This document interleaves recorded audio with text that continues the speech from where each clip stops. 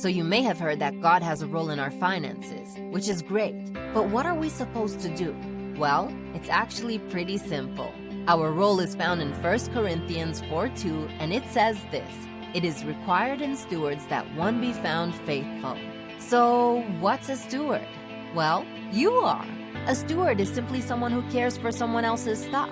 So when we take on this steward role, we are faithfully caring for and managing all that God has entrusted us with. Sounds simple enough, right? But how do we actually become a faithful steward? Well, that's a good question. There are 3 things that can help us on this faithful steward journey. So let's take a look. The first is studying God's Word.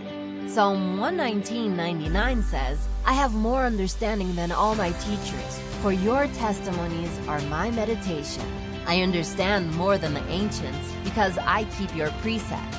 So basically, the Bible tells us we can have more wisdom than those who are really experienced in the world's way of handling money simply by studying God's Word. Studying God's Word equals wisdom. The second is honesty. Every day we have opportunities to make decisions about handling money honestly. Proverbs 20:23 tells us that the Lord can't stand cheating and dishonesty.